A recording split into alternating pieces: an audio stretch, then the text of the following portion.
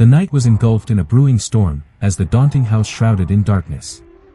A whirlwind of flickering blue and red lights cast eerie silhouettes within, dancing through the wide-open front door. In the distance, thunder rumbled, and the footsteps ascending the porch steps caught the attention of a man with a buzz cut. He was dressed in a sharp black suit, and he stood by the door, swiftly turning his head at the sound of his name. "Detective Sar, you need to see this," a middle-aged police officer urgently informed him. Detective Sar spun around, the eerie glow casting shadows across his tense face as he locked eyes with the officer's frightened gaze. The officer extended a trembling hand, holding out a camera, his breath unsteady. A camera that was found deep in the foreboding woods harboring an ominous secret. Detective Sar approached, exuding authority as he donned a pair of black gloves and retrieved the camera. "This belongs to one of the crew members," Detective Sar said with a hushed tone, handling the camera delicately as if it were made of glass. He examined it meticulously, noting a speck of dried blood and a layer of dust on the lens. With a practiced hand, he promptly wiped the lens clean, revealing its cracked surface. Upon closer inspection, the camera's base bore a few dents, hinting at the ordeal it had been through. "We found it near the old cabin after we'd retrieved the body. It was buried under some leaves as if someone was trying to hide it." Detective Sar's jaw tightened, and he nodded, his expression growing even more somber. "Anything else?" "Nothing else that we could find," the officer replied quietly. Detective Sar acknowledged the officer's response with a nod, who stared at him wide-eyed like a frightened child. The officer understood he was dismissed and joined the others and the forensics team bustling around the house. Detective Sar fumbled with the buttons, eventually finding the power button. A violet-blue screen flickered to life, displaying black and white text. With another press of a button, he accessed a video recording that spanned an hour. He cast a quick glance outside the premises, a brief moment of hesitation crossing his mind before he pressed play. As the video began to play, Detective Sar watched in chilling silence. It revealed the now-deceased men approaching the porch steps, sending a shiver down his spine. Their lifeless bodies had just been discovered on the infamous plantation grounds, and this recording held a promising revelation, poised to unveil the sinister truth hidden within the accursed walls. Detective Sar's gaze appeared to penetrate through the camera as if he were right there with them, immersed in the unsettling mystery. The moon hung low in the cloudy night sky, casting an eerie glow over the ancient plantation house. Its windows were shattered, and ivy had crept up the decaying walls. The once grand estate had long been abandoned, yet its haunting memory endured. The tales of the serial killings that had occurred here were only spoken of in hushed whispers among the townspeople, who lived in constant fear. This family, who had resided here for generations, had rumors of their mysterious disappearance circulated. Some believed they had vanished without a trace, while others caught wind of a witness who claimed to have seen a mysterious group conducting a ritual inside the manor, attempting to summon the departed. However, nothing had been confirmed as the truth, given that anyone who dared enter this house never returned. All that remained was their haunting legacy, the Wellington plantation. In the foreboding darkness, three figures cautiously made their way toward the mansion. They were seasoned paranormal investigators, armed with cameras, EVP recorders, and various ghost hunting equipment. Charlie, the lead investigator, was a tall, rugged man with a braided beard and a skeptical demeanor. He often boasted of having seen it all, or so he claims. David, the tech expert, was an eccentric, bald man with a nervous disposition. And then there was Tommy, the cameraman, renowned for his nerves of steel and unwavering commitment to capturing every chilling moment on film, regardless of the consequences. Their mission was clear: to uncover the hidden truth and gather evidence regarding the fate of the missing family members and their vanished victims. Armed with their equipment and their own courage, Charlie took the lead as they ascended up the steps of the doorway, the oppressive gloom playing tricks on their nerves, causing the hairs on their necks to stand on end. "Stay close," he cautioned, his voice quivering slightly, setting their nerves on edge as they delved deeper into the haunting dwelling. The investigators stepped through the creaking front door, their footsteps echoing in the empty foyer. The silence hung heavy with an unsettling stillness, broken only by the distant howling of the wind. They embarked further into a dark hall, and the feeling of the impending doom loomed. The air grew hefty with a musky odor, and the walls seemed to absorb the sounds of their every movement. A depth of dullness was almost shuddering to live through as the night was justifying its horror. No bleak light except Tommy's camera and their flashlights. "Ah, hell, this place is already giving me the creeps," David muttered as they turned down another dark, desolate hallway. Nah, we've seen worse and dealt with much worse, Charlie replied casually, following Tommy's camera light beaming ahead. Tommy, come closer. I can't see a damn thing with this flashlight, Charlie grumbled in annoyance. Well, we should explore the grounds first and then we work our way up, Tommy suggested as Charlie paused and turned to face them, a contemplative expression on his face. Yeah, maybe you're right, Charlie agreed. Hey, remember that story about the basement? Charlie added. Yeah, David replied. Dante mentioned it might be some sort of portal for them down there, Charlie recalled, thinking back to Dante's words, who was the historian of the Wellington estate and had guided them through the floor plan back at the lodge they were staying at. Dante was very adamant about hearing a phone call when they would finish their investigation. They found it odd that he refused to enter the premises himself, claiming he wasn't as foolish as the others. Somehow, that cryptic remark had gone over their heads. Hell no, man.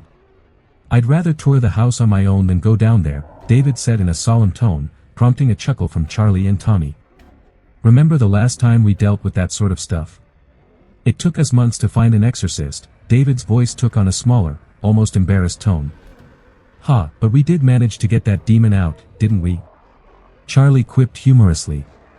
Yeah, whatever, David added lastly. Suit yourself, Charlie conceded. David muttered a bitter remark as they continued exploring the main floor. They began their investigation, posing questions to the void air and documenting any potential signs of paranormal activity. Now remember what Dante had warned us about, stay vigilant for any drafts we might encounter. There's a malevolent spirit dwelling in this house, Charlie emphasized to the camera. David, please activate your recorder, Charlie instructed. As they ventured deeper into the house, they stumbled upon old photographs, frozen moments capturing their once normal lives. Among them, a family portrait stood out, featuring a mother, a father, a young boy, and a small girl. The photo appeared aged, likely taken many years ago before their inhuman history. Their thoughts now gravitated toward the young girl and her older brother, the very ones who had been entangled in the gruesome series of killings. Despite the smiles frozen in time, these once innocent expressions now seemed hauntingly sinister. Charlie's voice stayed steady as he spoke into the recorder, while Tommy filmed his every move. We are now in the living room, attempting to make contact with any lingering spirits. If there's anyone here, we kindly ask that you give us a sign. Silence hung heavy in the air until David whispered, "Did you hear that?" The faintest sound of footsteps echoed down the hallway, but when they turned to investigate, there was nothing amiss. Charlie exchanged a skeptical glance with Tommy, who kept his camera rolling, capturing every moment. Let's head down over here. Charlie guided as he maneuvered down a doorway. We need to split up, Charlie decided. David, you take the rest of the floor. Tommy, follow me to the basement. Let's see if we can find any clues down there. David hesitated but eventually nodded, disappearing inside a room. Tommy and Charlie, with their lights casting eerie shadows on the stone walls, made their way to the entrance of the basement. As they descended the creaking stairs, the temperature seemed to plummet, and the atmosphere grew increasingly unsettling.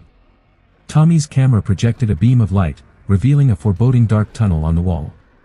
Whoa, Charlie whispered in astonishment. What the? Tommy's mouth hung open in surprise. Charlie emitted a hoarse, almost shocked laugh as he slowly advanced towards the tunnel. Tommy, still in place, continued to record Charlie's exploration in the tunnel and turned to face him. Come on, Charlie urged impatiently. Charlie, we don't know what's in there. Dante never mentioned this, Tommy protested. Dante has never set foot inside. We are the ones discovering this place. Not him, Charlie responded firmly. Tommy hesitated, his gaze shifting between Charlie and the ominous entrance to the tunnel. Tommy? Charlie said with a serious tone. Oh okay, Tommy reluctantly agreed, creeping slowly behind him. Charlie led the way, but as they ventured deeper into the basement, the tunnel seemed to twist and turn, disorienting them. Panic began to creep into Tommy's voice as he muttered, Charlie, should we even be going this way? Come on, you're feeling uneasy already. Charlie teased as he turned to walk backward, facing Tommy. Yeah, I am, because there was nothing mentioned about this otherworldly dark tunnel being down here, in the freaking basement. Yeah, but remember, no one's ever made it out alive to tell their stories, Charlie emphasized, gesturing his arms in the air as if it was some coveted prize. "We should have not left David." Tommy paused in distress, feeling a surge of his fight-or-flight response gripping him as if his gut was telling him to turn back. Tommy pointed the camera behind Charlie's head, revealing a doomy presence looming there. "No, seriously, man, we should head back. We shouldn't be here," Tommy pleaded in a serious tone. Charlie's confident facade wavered, and confusion washed over him. "Damn, Tommy, you're never scared," he began to say something, but before he could respond, they heard the sound of David's voice echoing from behind them, calling them back into the basement. Tommy turned, his camera capturing the dark tunnel behind them. "What the hell?" Charlie protested confusingly. "See, we should leave," Tommy insisted. Charlie's facade grew increasingly concerned as he reluctantly agreed and followed David's voice. Suddenly, a flurry of footsteps sprinted from behind them, causing them to instinctively turn around. Both of them listened intently, their faces etched with confusion, when suddenly, a terrifying gust of wind, carrying an ominous premonition, surged between them, violently slamming them against the wall. Tommy, who was crouched down to the ground, gasped with a shivering breath. "Charlie!" Tommy grabbed his camera, pushing himself upright as he hurried to the other side of the wall, but Charlie was nowhere in sight. "Charlie, where are you?" he shouted, his own voice echoing back at him. Panic filled his eyes as he started retracing their steps. He continued stalking forward down the tunnel until he stumbled upon something chilling. Charlie's shoes lay discarded on the cold, damp ground. Tommy's heart raced as he realized that Charlie was still nowhere to be found. "Charlie!" he called out once more.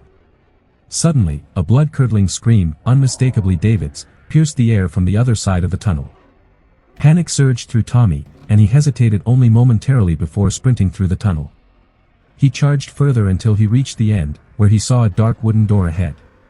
In the room beyond, Tommy's breath caught in his throat, and a cold wave of dread washed over him as he took in the gruesome sight. Charlie's lifeless body hung from the ceiling, and the room seemed to close in on Tommy. His hand, still clutching the camera, dropped to the floor as confusion consumed his mind. His breath quivered against his teeth, leaving him unable to speak. Shock held his muscles in an icy grip, and desperate to escape the horrifying scene, he turned to flee. Trembling, Tommy picked up his camera and numbly continued to record, desperately seeking any evidence to make sense of this surreal nightmare. He darted through the tunnel, eventually finding himself in a dark abyss. He paused to catch his breath and cried out in anguish. As Tommy's camera panned upward, it captured a chilling sight, a dark shadow lurking just behind him. It was a shapeless, malevolent presence that seemed to feed on his fear. Heavy, labored breathing filled his ears, coming from all directions, closing in on him. Tommy forced his shaking legs to sprint forward. The narrow tunnel seemed to stretch on endlessly, a never-ending nightmare he was trying to escape. Finally, he emerged into what appeared to be the headquarters of the basement, illuminated by a sinister red light emanating from the stairs leading up. Calling out for David, Tommy cautiously climbed the stairs, each creak echoing ominously in the silent dark. Suddenly, a chair was violently hurled down the hall, crashing into a wall just inches from Tommy. He froze for a moment, his heart pounding, before summoning the courage to continue. The house seemed to have transformed during their investigation, almost as if a time-lapse played tricks on their perception. Cobwebs stretched from wall to wall, and the once grand halls were now shrouded in darkness. Tommy followed the eerie red light, his breath visible in the frigid air. In the living room, he saw a shadowy figure. It appeared to be David, his silhouette turned away from Tommy as he stared at the wall. Tommy called out to him frantically, "David! David, what's going on? Are you okay?" Slowly, David turned to face Tommy, but something was terribly wrong. There were no eyes in those hollow sockets, just endless darkness. Tommy's body felt weightless as he took a step back, his camera trembling in his hands. He stumbled and fell onto his backside in sheer terror, unable to tear his gaze away from David's eyeless stare. In a split second, he watched as David's neck snapped, and his lifeless body crumpled to the ground. Tommy's eyes snapped back into reality as if his instinctual flight response had taken over. In a trance-like state, Tommy got up and sprinted out of the house, his mind struggling to comprehend the horrifying scene he had just witnessed. The malevolent shadow continued to pursue him, drawing nearer with relentless aggression. Tommy sprinted through the overgrown yard and plunged into the dense woods beyond, his heart pounding with desperation as he tried to escape its grasp.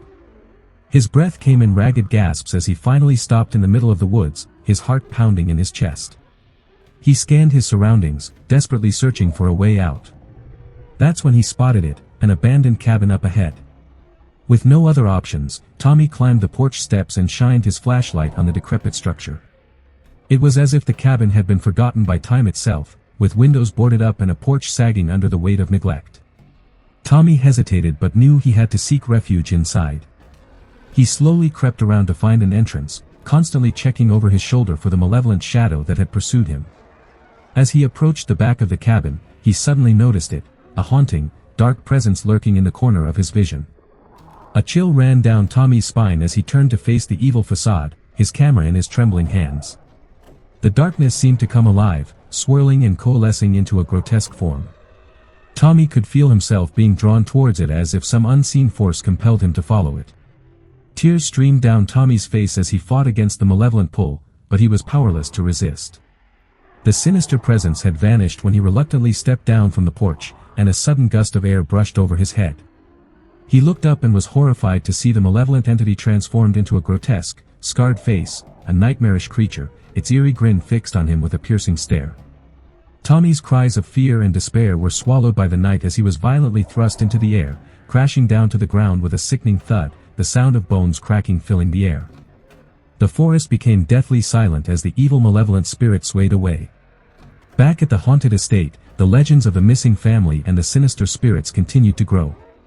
The paranormal investigators had become another chapter in the house's dark history, their fate sealed within its decaying walls.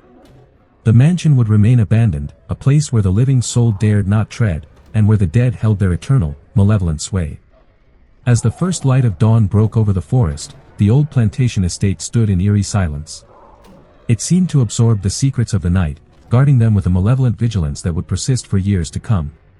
The investigators had ventured into the forbidden abyss, and the house had claimed them as its own, forever entwining their fates with its dark and haunted history. No one was supposed to be on the roof. The time was 10:32 in the evening and Raymond yawned as he headed up the roof access stairs. He'd just woken up from a well-deserved nap. The sun was long set and the stars would push themselves through the light pollution, shining their frail light through the incandescent smog. The moon waxed in the sky, still too thin to reflect much sunlight back onto the earth. Fortunate, really. It made it easier to escape notice. He reached the door to the roof. Raymond jangled the janitor's keys in his pocket, feeling for the right one in the dim light. On the other side of that door was darkness and death, and he was eager to meet it. The door opened with a twist of the right key and Raymond stepped out onto the roof, 56 floors above the streets. A cool breeze played with his bedhead and wicked away the sweat from his hairline. He took a moment to revel in the solitude. Except he wasn't alone. A figure, squatting and hunched over the roof rail, turned to face Raymond as the door closed behind him with a bags and a tripod with some mounted instrument were arranged carefully along the edge of the roof, the figure with one hand on the tripod. Both stared at each other in disbelief. No one was supposed to be on the roof. Raymond drew his gun. He released the safety and aimed down the barrel at the stranger. A flash of metal in the slim moonlight told him the stranger had drawn a gun too. Raymond took a step forward, slowly. Then another step. And another. "I'd stop," the stranger said. Raymond stopped. They stared at each other down the barrels of their guns. The stranger's hood and night goggles obscured most of their face. Raymond couldn't get a read on their expression or who they might be. Or who they worked for. "Tell me why I shouldn't shoot you right now," Raymond said, finger poised on the trigger. The stranger was silent. Raymond began to take another step, saying, "I'd answer dash." "Listen, friend, I don't have time for warning shots," the stranger interrupted, "so put your foot back where it was before I blow your brains out." Raymond set his foot back on the roof and waited. They stood at that standstill for what felt like hours, listening to the sound of cars hundreds of feet below them. The night was hot. Sweat ran into Raymond's eye and he struggled not to swipe it away. "It seems we're at an impasse," Raymond said. "How would you like to proceed?" The stranger cocked their head to the side, as if thinking. After a moment, they replied, "I really don't want to fire this gun. The noise would be a problem I don't need tonight. I'd rather not fire either. How about we put our guns down and talk like civilized people?" Raymond suggested. The stranger nodded. Their guns slowly lowered, staying on his midline. Raymond understood. Better safe than sorry. He lowered his in the same manner, watching the stranger's face as he did for any sign of duplicity. Their guns touched the roof but both hesitated to release. In an act of good faith, Raymond released his first and stepped back, hands up. The stranger's lips turned up in the briefest smile before they released their gun, sliding it off to their side. All right. Let's talk, Raymond said, lowering himself to the ground. He sat cross-legged, hands on his knees and looked at the stranger, awaiting a reply.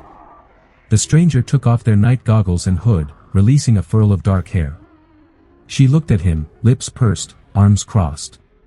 I won't ask your name, Raymond said, smiling. I have a feeling I won't get the truth. But I do have to ask what you're doing here. This roof is supposed to be off-limits for residents. The woman chewed her lip a moment before saying, I'm not a resident. Then you're not supposed to be in the building. I'm not. Raymond raised an eyebrow. I'm not. The building, I'm. It, she clarified, and you're not a resident either. Or the janitor. He nodded.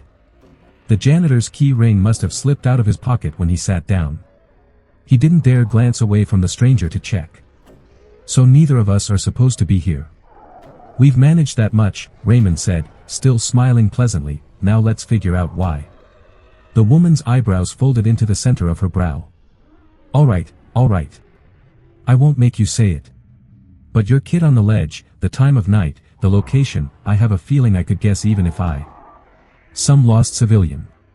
The woman's frown upgraded to a scowl. He saw her fingers twitch at the insult, and he made a mental note of how far his gun was from him, and whether he could get his knife out in time. Raymond sighed. He couldn't see another way to defuse the situation. I believe, he said, enunciating every word carefully, that you and I are after the same prey. The woman's scowl disappeared, but the crease in her brow deepened. While she processed that information, Raymond tried to think of a clever way out of the situation. That's what he was good at, after all. It's why he'd been hired. All he could think of was the truth. And that was risky. He waited to see if she would say anything. She didn't seem particularly talkative, but he hoped she might give him something to work off of. Any information. When she didn't and continued to frown instead, he chanced looking up at the night sky and groaning. The chance was well taken, she hadn't moved, though her brow was more relaxed. Good. Progress. So, the senator, right? Who hired you? He asked. There was a pause that went on so long, Raymond thought he wouldn't get an answer, but then she spat out, one of the senator's colleagues. Oh, he said, clapping his hands together, good, then.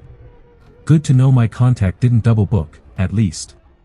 She didn't smile, but the frown was gone. Not hired by a jealous rival, then, she asked. No, government agency. She nodded. They always contract for dirty work. Right? You'd think with all that money, they'd just have some sort of special department for this stuff, he said, grinning. Finally. He was getting somewhere. She didn't grin back and her eyes seemed unfocused. If Raymond had to guess, the wheels in her head were turning, trying to think up a solution just as he was. He took advantage of her distracted gaze to scan her equipment. The rifle mounted on the rail had a silencer and the bag on the ground next to it still had ammo in it. Anything else, he couldn't tell. Her night vision goggles were on the ground next to her and he wondered what she thought she'd need those for. Unless. The pieces clicked. He had an idea of who she was and how she worked. So, he started again, this time with the sketch of her he'd made in his mind. How much are you getting paid? Her eyes refocused on him. Why? Raymond shrugged, palms facing up. Trying to figure out a solution to our problem, here. She stole a glance at her crossed arms before her eyes flashed back to meet his. The movement could have been mistaken for a blink if he'd been anyone else. He wondered what her watch had told her. 5. The figure brought his mind to a halt. 5,000. He quickly began rebuilding his idea of her in his mind. Either she was an amateur or she enjoyed the work. Both options scared him a little. It made her more unpredictable. 5, he asked, this job is worth more than 5,000. Christ, you're getting ripped off, you should be hitting 6 figures at. At this, she grinned. He hadn't expected that. 5 million. Raymond opened his mouth to reply but nothing came out. He closed it and stared at the woman in front of him. It wasn't often someone stumped him. You're getting 5. He finally managed. She nodded. Good God, he said, I've been screwed. How much are you working for? She asked. 700. Not even 1 mil, she scoffed. Raymond didn't answer. That's what you get for doing government work, she said, I never take those contracts. Private sector pays way more. I didn't realize it was that much more. I don't exactly meet with other people in our line of work much. Think we should unionize? Raymond barked out a surprised laugh. The woman was still grinning. He threw the idea of her in his head out for good. She was funny, unpredictable, that was all he needed to know right now. He got back to the task at hand, figuring she'd been properly loosened up by now. So, to be honest, I've already set some things in motion here. But you're clearly getting paid more. How do you want to split this? Split, she said, her grin fading, if you're talking about money, fat chance. And I doubt we can split killing him. Well, I mean, I guess dash, he said, struggling with a solution. Finally, he sighed. Yeah, you're right. We can't. He watched her shoulders tense and her eyes flick to her gun. He needed to stop the train of thought she was riding before it arrived at the Kill Raymond station. As good as he was with guns, it wasn't his specialty. Quick drawing and gun duels were hard to practice without dying. How about this, he said, hands up and palms facing her, I tell you the things I've prepared. You tell me how you prepared. Then we move from there. The bunching on her jacket smoothed as she relaxed her shoulders. Raymond let himself relax a moment too. She turned her head and used her chin to point at the mounted rifle. That's my plan. That's how I've prepared. That's it. Wrong thing to say. The scowl was back. I mean, if that's how your client asked you to operate, it's as good as any, he smoothed over, it's just not very discreet, is all. And what did? Have planned, she said, gesturing to his plain clothes. He smiled. Well, actually, I've been staking this place for a week. Her scowl softened. I'm sure you figured out, this is the only roof you can access that has the ability to look into all 3 floors of his condo. The first few days I just stayed up here and figured out his routine. Then I started planting little parts of my plan, dressing as the help, posing as the building's janitor, pretending to be an electrician, that sort of thing. I managed to figure out that every night at around 10 he has the help prep him a bath and some wine. He usually drinks 2 full bottles, sipping the first while the bath is drawn and then submerging himself in the bath with the second. Once the help brings the second bottle, most all of them go into the guest bedroom to smoke and have a break, so the senator is truly alone. I poisoned the bottle that should be tonight's second bottle, while he's in the bath. He'll have a seizure and either die of a heart attack or drown. It's really just whether or not he drowns before the poison catches up to his heart and stops it. She looked at him with wide eyes and, forgetting he was a potential threat, looked at her watch and then turned and looked over the balcony. Looking back at him, she said, then why are you even up here? To watch. Confirm. But the windows are tinted, she said, you can't see through them without help. Raymond shrugged, smiling. I busted his AC today. The bath will get hot and steam will fill the room with no good ventilation in place, so he'll open a window. She turned to look back at the building. Raymond craned his neck to look past her. Sure enough, the bathroom window was open, and they had a perfect view.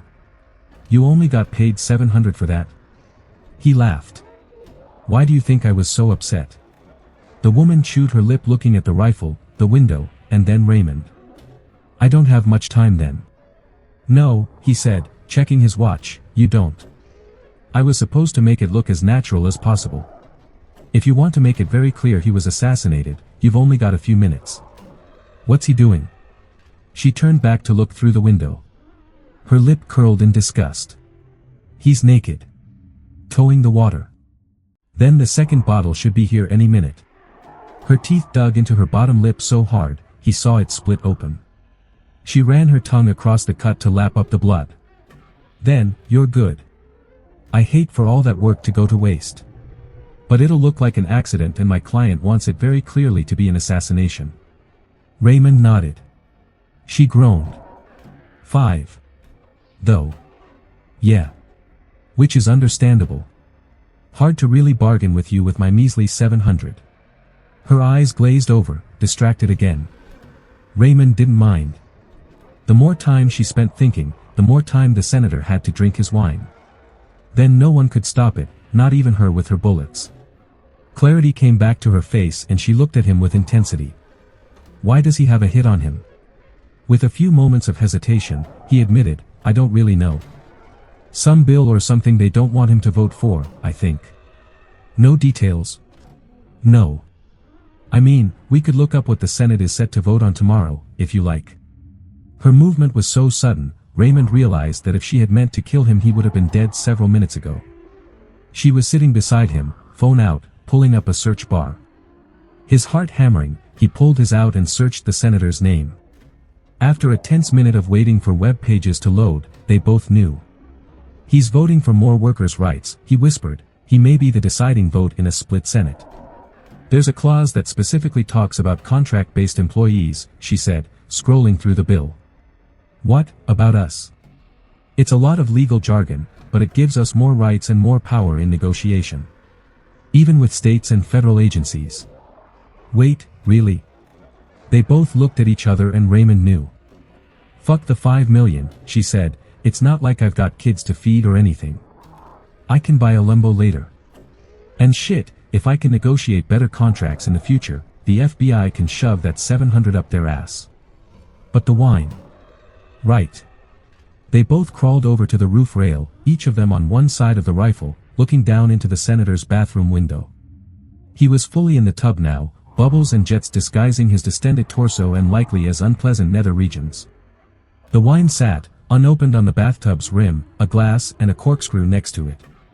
The senator hadn't reached for it yet, but based on the empty glass and the amount of bubbles, Raymond knew he'd open it soon. We don't have much time, he said, once he gets comfortable dash. He was interrupted by her shifting positions. He heard the click of the safety on the rifle and realized she'd loaded it. Now she crouched, aiming down the sights and into the bathroom. I thought we weren't doing this, he hissed. We're not. Get ready to run. Raymond dutifully plugged his ears and waited for the shot. Whatever she decided, the senator's fate was in her hands now. He'd already given up on the 700. There was even with the silencer, and Raymond shut his eyes. When he opened them, the woman was already packing the gun up, tripod torn down and ammo stored. He looked into the open bathroom window. The senator had leapt out of the tub and was crawling on the ground. Red coated the tub's rim, the floor, the steps into the tub, but Raymond couldn't pick out a wound. Then he saw it. Broken glass. She'd shot the wine bottle. He turned at her voice coming from behind him. Are you coming or not? She stood at the access door, kit over her shoulder arranged to look like an oblong purse. Raymond looked back for a moment at the bathroom, but black suits began looking out the window, so he backed away from the edge. He stood and walked towards the door to meet the woman he still didn't have a name for. As she opened the door, she asked, "Do you still have the key ring?" He patted the keys in his pocket and they jangled. Good. Let's split up and drop the gear. Agreed. Want to meet up somewhere? She stopped going down the stairs and turned to look at him, questioningly. He shrugged. I don't know. Get a bite to eat. Start an assassin's union or something. She laughed, a loud, hoarse laugh of someone who wasn't in the practice of it. They continued going down the stairs. Sure, she said, glancing back up at him, I like Chinese. Sounds great. No one was supposed to be on the roof. He was glad there was. Twilight was melting into a few twinkling stars when Aiden radioed the others for help. His stomach lurched at the stench of both human and creature carnage. If evil had a smell, that would be what it was like.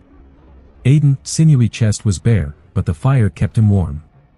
A few moments before, he'd ripped his shirt into 3 parts to bind his best bud's wounds the best he could. He wasn't sure his friend would make it until help arrived. Several coyotes were staying in touch with their quavering howls and yips. He and Daniel had fought off 5 creepers by themselves before nightfall. 2 were attacking Daniel when Aiden had tried to warn him of a third. At that moment, the creature struck Daniel's left eye. Blood erupted from the socket, painting the left side of his face a deep red. Normally, Lieutenant Daniel Stone was an impressive sight, but now his face was unrecognizable. Aiden felt responsible. The worst part, though, had been having to yank that small stick from his buddy's eye after the last creature was killed. Daniel's teeth clenched as blood mixed with a jelly-like substance spewed out. The creepers were strong. He'd give them that. Beads of sweat appeared above Daniel's chapped lips, lips that likely would never kiss his wife or his children again. Daniel groaned and lifted his head slightly, mumbling something about tasting copper. It seemed ironic to Aiden that the International Treasury had recently decreased the value of the metal to 4 cents per pound. He felt a soldier's worth was deemed even less to most everyone, including the government. Aiden scrambled to his friend's side. "I'm here, buddy. Okay, I'm gonna help you raise up now." Taking Daniel by both limbs, Aiden dragged his body toward a nearby tree so his back could rest against it. Daniel began to cough and spit up blood. In a few seconds, his teeth were chattering. Aiden laid a blanket over his friend, knowing that none of it was a good sign. He got up and walked several paces away, not wanting to watch. "God, if you're there, we could use one of your miracles," he said, looking up towards the dark sky. No one answered but the birds, crickets, and bullfrogs. Around 3 a.m., the others still had not arrived. Aiden wondered if he should radio Mike Hansen again, but he knew the 45-year-old medic was a brave, practical man, known for his punctuality and attention to detail. If something happened, he or one of the others would have called. Aiden thought Mike was easy to talk to, and even though he was a no-nonsense type of guy, he still had a sense of humor. As he got up to place more kindling on the fire, he saw Daniel's lips moving, his chest wheezed as he fought to breathe. "Easy, buddy. Just rest." Daniel pointed to his right pants pocket. "You, take this." Aiden reached in and grabbed the folded piece of paper. Using a flashlight, he saw codes and notes about the research going on at the bunker they had been stationed at the past year. He refolded the note and slipped it into his own pocket. "You know what to do." "Yes," Aiden replied, "just rest. Help is coming. They should be here soon." "Reiner, gotta stop him." Aiden's brows furrowed. "Is this something about that machine?" "Yes, creepers, everything." Aiden's heart began to drum against his chest, still wondering what his friend meant, but knowing he should be afraid to find out. "Just tell wife and kids, I love th." Daniel's body began to shake and jerk from side to side. His tongue finally became limp. Afterwards, his mouth ceased to move and his eyes stared straight ahead. Aiden tried everything, breathed into his friend's mouth, tried chest compressions. But Daniel was gone. Aiden had no choice but to burn the body now, to prevent something. Then death. Lighting up a cigarette, Aiden let his mind wander. None of it made much sense to him. Everyone had shrugged off Daniel's past claims that something was going on. There'd always been several guards posted in the back of the underground bunker, and even those who had access to the lab needed prior clearance each time they entered. Where had the creatures come from? And why had they appeared so soon after the blast? In the strangest of possible scenarios, he couldn't have imagined this happening in his lifetime. The creatures quickly laid most everything to ruins. The grid had gone down quickly, creating suspicion between nations. Government leaders hid underground. Everyone else fought for their lives. Phone towers and crops lay in ruins. Some had gotten bold enough to set their own property aflame to kill as many of the creatures as possible before dying themselves. Taking another slow drag off the cigarette, Aiden exhaled, releasing his thoughts into a curl of smoke drifting upward. Memories came flooding back. It was strange that the first to come to mind were trivial ones, like when he and Daniel snuck out of the underground bunker to go on a drinking spree, and he'd almost woke everyone with the mere passing of gas. Daniel had vowed to get even. Aiden had put a hand over his mouth trying to hold back his laughter. He supposed this was his revenge, dying first. 45 more minutes passed, and the others arrived in a hemp. Soon they were bragging about their recent encounters with the creepers. Aiden didn't respond when Mike Hansen sat down beside him, patting him gently on the back. "I'm sorry about Daniel. Mike's voice echoed into the wind, sounding surreal. Mike continued, "The commander radioed us earlier. He said to return to Chesapeake and wait for further instructions. The machine is being dismantled." Aiden came out of his haze momentarily. "Did he say why?" "We gotta go back to Bluemont. Daniel said it was important." Aiden unfolded the piece of paper Daniel had given him and extended it to Mike. Several codes were written in black ink. They both knew codes for entrance into all the secure areas of the bunker could only be used once. His buddy had circled the one that accessed the posterior area of the bunker. Mike nodded. "I knew something was going on in that lab." As they shared a cigarette, Mike began to open up about a time when his curiosity about the machine had almost landed him in trouble. Shortly after the blast, he'd taken a stroll past the wrecked lab. Waiting for him when he returned to his quarters was Reiner. After stiff questioning and a reprimand for being in that part of the building, he'd sent Mike to containment. Mike concluded the tale with a quip, "Well, nothing's gonna happen unless we get going." When Aiden didn't say anything, he continued. "I'll drive us back to the bunker now. You look like you're still in shock." Mike offered him a shirt from his backpack as everyone was climbing back in the vehicle. In seconds, they were on their way. The odor of human carnage became stronger as drove deeper into the woods, piercing their lungs and making their stomachs lurch. A barrage of human bodies nearly covered the ground, some drained of blood and others mere bones. The gluttons had reached straight into each victim's skull, took his brains, then moved on to the next. Joe, a brown-skinned corporeal from Chesapeake, sighted a creeper lurking behind a tree in the distance. Its gray lips parted into a rabid sort of grin that chilled Aiden to the bone. Joe called for Mike to stop the vehicle for a moment. Joe took out his flare gun and nailed the creeper's neck, and afterward his chest. They all watched the flames lick against its wet, greenish-purple skin, burning it to nothing as it howled and convulsed on the ground. Afterwards, Lucas used a fire extinguisher to put out the remaining flames. He and Daniel had always had to bash the creeper's brains out, which took being at close range. Flare guns were in short supply with everyone on the internet buying them up. If only they'd had one, Daniel would still be alive. His muscles momentarily stiffened at the sound of distant shots in the woods.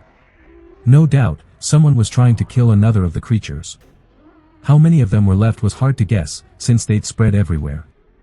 Finally, they arrived at the bunker. Aiden's pulse began to pound. It was time to get some answers. Upon arriving, they found 2 armed officers preventing entrance.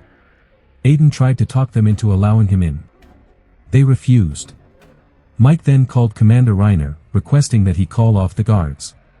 It took some convincing. John said the machine has already been retired and there's no need for us to be here. We should go to Chesapeake as he ordered before. He sounded angry. I don't want to push it. Aiden's patience was wearing thin. Through gritted teeth, he told Mike, we're going in there whether he likes it or not. Before Mike could reply, Corporal Lucas Gray had fallen to the ground convulsing. He was sweating. Instead of sweat, he was covered in green mucus and foaming at the mouth. Mike put him in triage, keeping an eye on him. By then, Aiden had had about as much as he could take. What the? Strange. He's developed secretions similar to what you see on a creeper's skin. Let's get him inside. Reiner will know what to do. Both guards unlocked the entrance and stepped aside, not wanting to risk exposure. Aiden made his way straight to the commander's office while the others went their separate ways to see what else they could find. When he reached Reiner's office, Aiden's face was beet red and his pitch had jumped an octave. I demand to know what's going on here. Lieutenant, where's your salute and yes sir? Did you forget I outrank you? No sir, Aiden complied, then kept right on speaking. Is something going on here that shouldn't be? Just why would you think that? The commander's tone was dripping with sarcasm. The lab director, Dr. Robert Surgeon, darted into the room a couple seconds after, his face ashen, pleading for assistance. Commander, I just had to restrain that soldier who was just brought in. You mean Lucas Park? Yes sir. He's developed the dental structure of the creatures, as well as the skin characteristics. He also has an appetite for human flesh. Let's go to the observation room. Following them into the hall, Aiden figured he might soon know what this was all about. Dr. Surgeon took them through winding halls that culminated in a secure area at the posterior of the bunker. The smell of fresh paint and sawdust indicated recent restoration. Lucas lay in a cylindrical chamber made of steel and glass around the top. Various lights flicked on and off, rotating in cycles around his body, assessing its metabolic changes. There's nothing we can do now but wait. The doctor ushered them from the room. Passing through a huge lab containing various medical devices Aiden knew nothing about, several colored powders and liquids could be seen on a shelf, but what caught Aiden's attention was the room ahead that seemed less obvious. Waving away the director's warning that it wasn't safe, Aiden punched in the code for the door to the machine room, having memorized it. When he entered, lights came on and the door sealed behind him. From outside, the commander and the director's eyes both widened in horror. They would need a code override plus an injection of a protective serum to safely enter, and there wasn't time for that. The commander dashed back to his office to reset his own key card. Meanwhile, Aiden checked out his surroundings. Though the room was mostly vacant, there was a control station in the center. Several buttons blinked on a large console. A computer nearby showed what looked like a DNA sequence, and a set of goggles was lying on a chair. In seconds, Aiden's thoughts became like jello, his movements like walking through molasses. The door finally opened. The director charged at Aiden, the syringe in hand. Aiden felt a sharp sting in his right arm as the needle went in. In seconds, Aiden's words became like marbles in his mouth. Darkness fell over his vision before he collapsed in a heap on the floor. The moment Aiden awoke, he found himself in a hospital bed with surgeons standing over him. "Don't try to sit up yet. You took a fall when I injected you with the serum." "What the hell was that?" Aiden's face was pale, but his speech was back to normal. "Just something we give people before they enter the machine to prevent disorientation." Surgeon replied, not making eye contact. Aiden's face turned crimson, revealing his impatience. "And what else aren't you telling me?" When he spoke the word else, his pitch rose considerably. The director scratched his head, looking a little uncertain about how to word things. "Well, I may as well tell you," he began. "The room you entered contains environmental controls that allow us to mix oxygen and other elements. Earlier, you were breathing a mixture of gases, some from worlds that mankind has visited but cannot inhabit at this time. The chamber is where we keep track of the internal changes after subjects receive the various mixtures of gases. By stepping in the room, you contaminated your nervous system. I had to inject you with an antidote, then we took you to the decontamination chamber, but now you're okay. There should be no lasting damage." Out of the blue, emergency alarms began going off and screams emanated from the hall. Over the PA, he heard Joe making a call to evacuate the building. Next, they heard the echo of equipment crashing. Several creepers of various sizes were running down the hall.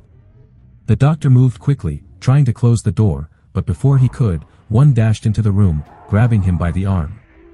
Its skin looked the same as the others, yet its face and height were those of a male child. Surgeon dropped to his knees and pulled it close to him. "It's okay, Jermaine. No one's gonna hurt you," he said, stroking its head gently. The doctor's chin dropped. "No, not exactly." "Well, what exactly do you call this?" "It's called cloning and stem cell research. The universal government made it classified due to the political ramifications, but here we clone human bodies for experimental purposes rather than using animals for our research. It's much more valid and reliable. The space program wants this research is because through injections, DNA manipulation, and the controlled air mixtures, we have found a way to create beings that have the ability to tolerate the harsher environments. Where humans can't go, we can send them. The military wants it because they can send invulnerable armies during their Earth and space war missions. Soon, guys like you won't even have to go to war, we can even colonize new worlds. Everybody wins. One problem, though, is the clones reproduce quickly. They're asexual. They can pass their DNA to humans through bites and secretions, but this ability helps improve their longevity. So, this is where the creepers came from. Well, sort of. The blast. Before Sergen could finish, a full-grown creeper bounded into the room and grabbed him by the throat. Aiden could tell it was Lucas. The soldier's eyes were vacant, looking quite menacing. Before anyone could stop him, Lucas charged, then he reached into the doctor's skull and consumed his brain. Before he harmed anyone else, Aiden pulled out his pistol and shot Lucas in the head at point-blank range. He fell in a heap to the floor.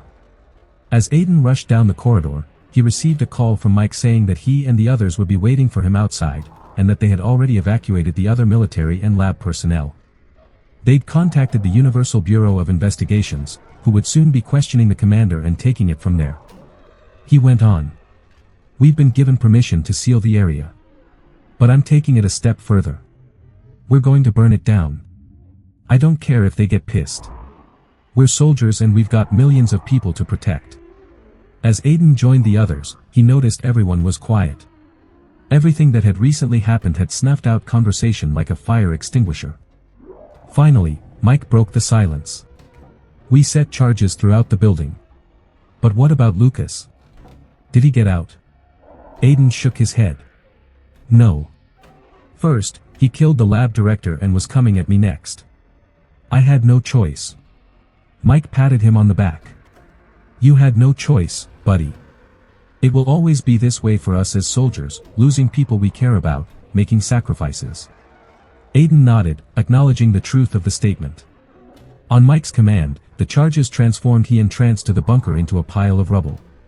Looking down, Aiden spotted 4 coppers on the ground. Aiden thought of how he'd recently compared the worth of soldiers' lives to a mere few cents. Wherever Daniel was, he knew his friend was in a better place, and this was his way of saying hello. My brother's last words were, "Goodbye, Lily." That's what echoed in my ear the second he jumped. I could hardly scream as he plummeted from the 5-story building to the ground below. My baby brother. I sprinted to where his broken body lay beside the abandoned warehouse and didn't hesitate to do what needed to be done. It was a nasty business, the transformation, but I wasn't going to lose my younger brother when there was another alternative. Even when the alternative was less than ideal. Once it was done, I wiped the blood from my lips and looked at my brother with a grin. "Welcome back, Sam," I said, and was greeted by his fanged smile. "I can't believe you did that," my brother scolded, shaking his head. "I can't believe you jumped," I countered. "What were you thinking?" He sighed, looking down to the ground without meeting my gaze. After his leap, I'd taken him back home, an apartment at the edge of the city, not too far from the warehouse. Granted, it was a bit difficult since I had to drape a hoodie over his head and keep him from biting every living creature we passed. However, it was already getting dark, so not much light filtered through. "I was thinking that you would be too scared to do it, to turn me," he answered after a few minutes, his voice low. I felt anger rise in my chest. He thought I wouldn't save him given the chance. Well, I did, Sam. Now, you're like me. So what? Does it really matter? Do you still want to die? Because that can still be arranged. I bit my lip at the words, somehow missing the absence of blood when my teeth pierced my skin. He was completely wrong. He was the only family I had left, and if he thought I was going to let him die, he was sorely mistaken. No, I don't, Lily. I really don't. I found him looking into my black eyes. That's a lie, Sam, and we both know it. He turned away, and I was half tempted to jerk his eyes back to mine. He'd been pulling away for months, and I hadn't been able to help him as much as I tried. But, I helped him now, and neither of us could turn back. So, what if I do, he hissed, and my heart broke. Does it matter anymore? I was about to reply, but that's when I heard their footsteps in the hallway. I stiffened instinctively at the smell wafting through the door. We have to leave, I declared, already making heading to the fire escape. I was fully prepared to open the window and jump the 2 stories with my brother by my side. What's wrong? Sam questioned, and I cursed at the knock at the door. Hunters. We have to move. He just shook his head and gestured to the door. They haven't knocked it down. So, maybe we should hear them out. I laughed in his face. Are you insane? Hunters shoot first and ask questions later. Believe me, I've heard the stories, Sam. We won't be alive long enough to hear them out, I exclaimed. We need to move. We just want to talk, one of the hunters called. I realized. My brother gestured to the door as if to prove a point. I growled but relented. In an instant, I was standing in front of the door. Leave your weapons at the door, I snarled before I let them in properly. One of the men started to protest, but the woman stopped him. I nearly smiled at the sight of a woman leader who seemed to command the other hunters with such ease. She had fiery red hair and pale skin, making her look like a banshee. Her companions looked like twins, both with dark brown hair and tan skin. Just like how I'd pictured hunters looked like. And smelled like. I nearly gagged at the overwhelming stench of steel and sweat that filled the room. I caught the scent of silver in the mix and tensed. Of course, they'd have silver. They were meeting vampires, after all, so they'd need something to kill us with. I nearly snarled at the thought. I'd rip their throat out before they even tried. Before you do anything, I just want to say that neither of us hurt anyone. All the blood we have comes from a butcher down the street, Sam said hurriedly. I sighed. He'd never seen hunters before. At least, he'd never been their prey before. We mean you no harm. We just want to talk, the woman explained with a smile. I'm Atlanta, and this is Odin and Judas. I just nodded, noticing the scar running down Odin's face. Occupational hazard, I supposed. All the hunters I'd seen in my 5 years of being the hunted had some sort of scar, physical or emotional. What do you want? I demanded. Sam cast me a look, but I didn't care. These are dangerous hunters who would kill us both in a heartbeat, and I wasn't going to let them do that. Not after I just brought him back. You're the older one, aren't you? Atlanta inquired with a wider smile. I suddenly had the urge to knock it clean off her face, but I resisted. I'd at least hear them out at Sam's request. It couldn't hurt now that their weapons were by the door. They could try to grab them, but Sam and I would be much faster. Just tell us what you want, so we can both be on our way.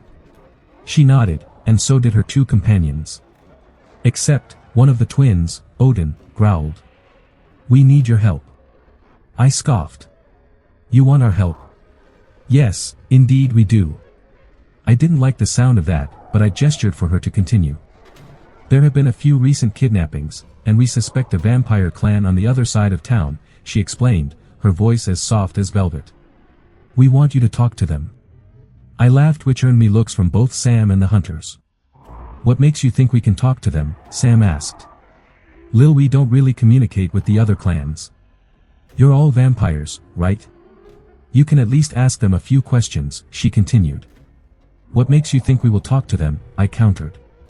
Because we'll kill you if you don't, one of the twins growled. Odin. Atlanta just shot him a look. Look, we really mean you no harm, Atlanta announced. We just want to investigate, and we can't get anywhere near the clan. We were just hoping that you could. If not, then that's okay. We'll leave you two in peace. The other twin scoffed, and Sam tensed beside me. He was newly turned and itching for fresh blood. I'd given him some of my own stashes, though it wasn't anywhere near fresh. I'd gotten it from the butchers about a week ago, but it was all I had. If not for those hunters, I would have been scouring the streets for unfortunate rats and taking their blood. It would satisfy both our needs. If we do it, I began, do you promise to leave us alone and spread the word to the others of your kind? We are to be left alone. You're out of your mind if you think, Odin started. You've got yourself a deal, Atlanta interrupted, and I noticed that the other twin hadn't said a word since he walked in. The leader followed my gaze. Judas is deaf, she explained, her hazel eyes glistening. Right, of course, I answered, and she handed me a slip of paper. Here's the address. We'll be back in 2 days' time to collect whatever information you have. I nodded as they left and exhaled, finding the air clear of their stench. I despised helping the hunters, but if it came down to refusing them or living in freedom, I'd choose freedom every time. Are we going now? My younger brother questioned as I grabbed a hat, a scarf, and gloves for protection. The sooner we get this over with, the sooner we'll be free from all the hunters, I declared, so yeah. We're going this now. I don't know, he said, shaking his head. I don't even have gloves. I thought, biting my lip. He was new at this, how could I forget? Stay here. I'll go out and get you some. It was nearly dark, but there were a few stores still open. Stores specifically run by my kind, especially at this hour. Walmart was one of the few. Come in, one of the greeters called, and I smiled gratefully. Supposedly, one of the reasons Walmart greeters even existed was to welcome other vampires into the building, but no one knew for sure. I was just glad they were there. I grabbed a few pairs of gloves and a couple of scarves. Sam already had a couple of baseball caps, so with a long-sleeve tee, he'd be all set. I sighed, though, as I wandered through the aisles, remembering when I had been turned. Before Mom and Dad had died in a car crash a few years. Before my brother and I had been left to fend for ourselves. I'd been sick with cancer for some time, and my family knew I was going to die. I remembered seeing it written all over their faces. I knew that my time was running short. I'd just known from the pitying looks that all the doctors gave me. That's when a nurse had walked into my room with a proposition. I had been 13 at the time and Sam had been 12, yet both of us were quite accustomed to nurses, doctors, and hospitals. Though, this woman was different. On her badge, I noticed a unique symbol. A cross, but it looked like it had paint streaming from it. "I can save your daughter," the nurse had whispered. Mom and Dad jumped out of their seats, and I sat straighter in the bed, feeling Sam's hand on mine. I almost couldn't believe her. "We'll do anything," Mom had pleaded. "Just tell us." "So," the woman explained. I couldn't really remember what she said because I was too busy running wild with all the possibilities. Me, a vampire. I imagined running at the speed of light, jumping higher than I ever had before, putting the school bully in their place. I agreed almost immediately. Mom and Dad had seemed skeptical, but Sam was on my side. He was as unwilling to lose me as I was to leave him. 2 days after the nurse walked into my hospital room, I walked out, cured. Of course, it was the middle of the night, but it was totally worth it. I'd felt better than I had since I got the diagnosis. I raced around the parking lot, laughing, while Sam stood and cheered. We had been happy. We had been free. I shook my head, bringing myself back to reality. Back to the reality where my parents were dead, Sam was a vampire, and both of us would be hunted for the rest of our lives if we didn't go through with this job. If we didn't betray our own kind. Then again, if they'd really kidnapped and hurt those people, I had no qualms about turning against them. Finally, I walked through my apartment door and threw the gloves to my brother. He dutifully put them on, and we headed toward the address the hunters had given us. It was late, so the two of us just ran as fast as we could. Which, of course, was really fast. That, Sam exclaimed when we arrived, was amazing. I smiled. Better get used to it. You'll be running like that for the rest of your life, I answered and turned toward the building. Every shred of hope evaporated like a puddle on a hot day. "Lily, what's wrong?" Sam questioned as I stared, but I couldn't respond. All I could see was the symbol painted on the building door. I thought. "We're making a big mistake," I muttered and sprinted toward the building with my brother at my heels. "What's wrong? Is something wrong? We need to get inside." Without any hesitation, I yanked open the door and hurried inside, though, behind me, my brother continued to protest. "Who are you?" a voice questioned from the shadows, and I whirled in their direction. "My name is Lily Alexanders," I declared to whoever was listening. "What are you doing?" Sam hissed. "I thought they kidnapped people." I just shook my head, recalling the picture on the door. A cross with the paint allowing to drip down so it looked like the cross itself was bleeding. The bloody cross. "Hunters believe you have kidnapped innocent people," I continued, "but I know that they're wrong. They know that you're here." A figure jumped from the shadows and held a silver knife to my throat that dug into my skin. I saw Sam tense, but I shook my head. "Did you lead them here?" he growled. He was tall with blonde hair with the strange stunning beauty that some vampires had. They knew before. "You need to get out," I rasped. "Please, she's telling the truth," Sam pleaded, his eyes wide. My heart ached for him. "Let the girl go," another voice said, and dozens of vampires emerged from the shadows. Dozens. I almost couldn't believe it, I'd never seen so many. All vampires of all sorts of ages, sizes, and races. It took my breath away. Well, technically, I wasn't really breathing, but yeah. "You all need to get out of here," I ordered, but even as I did, the door burst open, and hunters streamed in. Sam didn't even think, he just ran, grabbing me as I did. Screams and gunshots echoed through the building. I didn't turn back, but I could picture the vampires' bodies falling to the ground, truly dead. We just kept running to the other end of the building. "Lily," Sam cried, though if not for my supernatural abilities, I wouldn't have hurt him. Still, I didn't stop until we were as far from the hunters as possible. There were a few vampires streaming out one of the back doors, but my brother and I hung back. Though, I was itching to tackle the hunters head-on for killing all these innocent. "What are we doing, Sam?" I questioned. "Why aren't we leaving?" He just turned to me. "If we run now, we'll be running for the rest of our lives. You said it yourself. If we stay, those hunters can ensure our safety for the rest of our immortal lives," he explained. My hands were shaking as I stood against the wall. I knew he was right, but that didn't stop me from wanting to. At last, the shots died done. Every vampire who there had either died or fled. Though I realized with great relief, the number of bodies on the ground seemed a great deal less than the number of people I'd seen leave. Sam counted to 5 before stepping out of the shadows. It occurred to me that he was trying to protect me. I could hardly believe it. My little brother protecting me? Oh, how the tables had turned. "Come on," Sam coaxed and walked toward the hunters who stood surrounded by bodies. In the midst of the shadows with their silver bullets and guns, the 3 of them looked like gods. Deadly, terrible gods. "Do you know what you've done?" I cried, and this time, Sam was the one who shot me a look. I didn't care. They didn't hurt anybody. "They're vampires," Odin responded, "and so are you." He held a gun up but didn't shoot. "Those vampires help people. All those people who went missing. They were so close to death that the bloody cross turns them into bloodsuckers for their own good." "The bloody cross saved their lives," I snarled, tears streaming down my face. "They'd saved my life and in turn, Sam's. I owed them my life, and these hunters had destroyed them. You killed them." Without another word, Odin's twin, Judas, pulled his own gun and shot my brother straight in the heart. My scream echoed through the now empty building. Odin just smiled. "Atlanta promised not to hurt you," he crooned. I made no such promise. I looked at the leader, but she wouldn't meet my eyes. She knew from the very beginning how this was going to go down. She knew, and she made me an empty promise.